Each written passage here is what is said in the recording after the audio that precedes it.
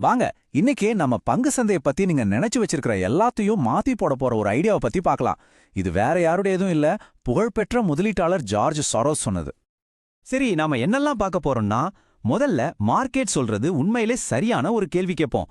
அப்புறம் பின்வினை தத்துவம்னு ஒரு பவர்ஃபுல் கான்செப்ட புரிஞ்சுக்க போறோம். அது எப்படி மார்க்கெட்ல பெரிய ஏற்ற இறக்கங்களை, அதாவது பபிள்ஸ உருவாக்குதுன்னு பாப்போம். அதுக்கு ஒரு நிஜ உலக உதாரணத்தையும் எடுத்துப்போம். கடைசியா இந்த அறிவை வச்சு நீங்க எப்படியே ஒரு ஸ்மார்ட்டான இன்வெஸ்டரா மாறலான்னு பார்க்கலாம்.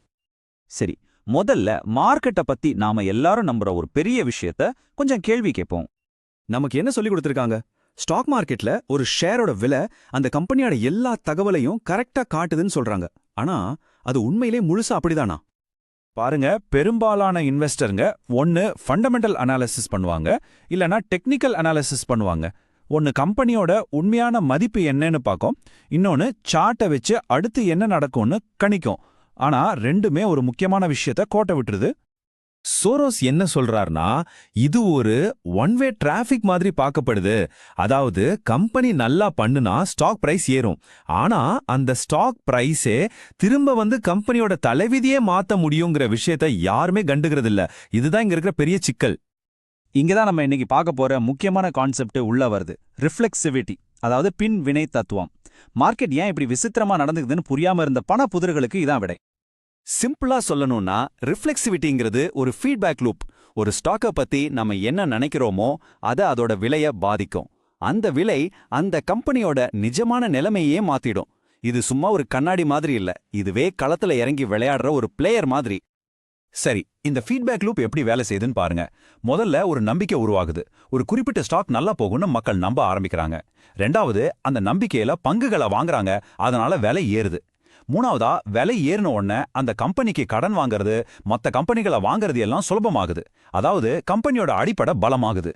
நாலாவதா, கம்பெனி பலமான உடனே பாத்தியா நான் நினைச்சது சரிதான்னு ஆரம்பத்துல இருந்த நம்பிக்கை இன்னும் வலுவாகுது. இந்த வட்டம் இப்படியே சுத்திட்டே இருக்கும். அப்போ மார்க்கெட் எப்பவுமே சரிங்கிற அந்த பழைய ஃபார்முலாவை தூக்கி போட்டுட்டு ரெண்டு புது உண்மைகளை நாம புரிஞ்சுக்கணும். ஒன்னு, மார்க்கெட்ல எப்பவுமே ஒரு சார்பு நிலை இருக்கும். ரெண்டாவது, மார்க்கெட் எதை நடக்கும்னு கணிக்கிறதோ அந்த நிகழ்வையே உருவாக்கவும் அதுக்கு சக்தி இருக்கு. சரி, இப்ப வாங்க அடுத்த கட்டத்துக்கு போலாம். இந்த ஃபீட்பேக் லூப் தான் மார்க்கெட்ல பெரிய குமிழிகளையும் அதுக்கப்புறம் வர பயங்கரமான சரிவுகளையும் உருவாக்குற என்ஜின். ஒரு பபிள் எப்படி உருவாகி வளர்ந்து வெடிக்குதுன்னு இந்த ஸ்டெப்ஸ் அழகா விளக்குது பாருங்க. முதல்ல ஒரு நல்ல ட்ரெண்ட் ஆரம்பிக்கும், ஆனா யாரும் பெருசா கண்டுக்க மாட்டாங்க. அப்புறம் மக்கள் அதை கவனிக்க ஆரம்பிச்சு விலை ஏற ஆரம்பிக்கும். விலை ஏற ஏற கம்பெனியோட நிலைமை இன்னும் நல்லா ஆகும். இது அந்த நம்பிக்கையை இன்னும் அதிகமாக்கி விலையை இன்னும் மேல தள்ளும். இடையில வர சின்ன சின்ன சரிவுகளெல்லாம் தாண்டி அந்த ட்ரெண்ட் நிக்கும்போது நம்பிக்கை உச்சத்துக்கு போயிடும். ஒரு கட்டத்துல நம்பிக்கைக்கும் யதார்த்தத்துக்கும் சம்பந்தமே இல்லாம போயிடும். அப்போதான் அந்த கனவுல இருக்கிற ஒரு சின்ன ஓட்ட கண்ணுக்கு தெரியும். உடனே அது எதிர் திசையில சரிவ ஆரம்பிச்சு விடும். அதுதான் பஸ்ட். சோரோஸ் இத ஒரு வரைபடமா போட்டிருக்காரு. பாருங்க, கீழே இருக்கிற கோடு கம்பெனியோட உண்மையான வருமானம், மேல இருக்கிற கோடு அதோட பங்கு விலை. இந்த ரெண்டுக்கும் இடையில இருக்கிற கேப் பெருசாகிட்டே போறதுதான் பூம். அந்த கேப் திடீர்னு மூடும்போது வர்றதுதான் பஸ்ட். இது வெறும் தியரி மட்டும் இல்ல. வாங்க சோரோஸே லாபம் பார்த்த ஒரு நிஜ உலக உதாரணத்தை பாட்டலாம். 1960களில் நடந்த கங்க்ளாமரேட் பூம். அந்த காலத்துல ஒரு தப்பான நம்பிக்கை ரொம்ப பிரபலமா இருந்துச்சு. ஒரு கம்பெனியோட ஒரு பங்குக்கான வருமானம் EPS வளர்ந்தா போதும், அது எப்படி வளர்ந்துச்சுன்னு யாருமே கவலைப்படல. இதுதான் அந்த குமிழிக்கு காரணமா இருந்துச்சு. அவங்க செஞ்ச மேஜிக் இதுதான். ஒரு கம்பெனியோட PE ரேஷியோ அதிகமா இருக்குன்னு வைங்க. அவங்க என்ன பண்ணுவாங்கன்னா, அவங்களோட அதிக மதிப்புள்ள ஷேரை பயன்படுத்தி கம்மியான PE ரேஷியோ இருக்கிற இன்னொரு கம்பெனியை வாங்கிடுவாங்க. இப்படி வாங்குறதால அவங்க பிசினஸ்ல எந்த முன்னேற்றமும் இல்லாட்டியும் கூட பேப்பர்ல அவங்களோட ஒரு பங்குக்கான வருமானம், அதாவது EPS திடீர்னு 33% வரைக்கும் எகிரிடும். இதை பார்த்து மார்க்கெட் இன்னும் விலையை ஏத்தும். இதுதான் ரிஃப்ளெக்சிவிட்டி அட் ஒர்க். இப்ப இத பாருங்க. ஒரு பக்கம் நம்ம பார்த்த தியரி மாடல், இன்னொரு பக்கம் அந்த காலத்துல இருந்த கம்பெனிகளோட உண்மையான ஸ்டாக் சார்ட்.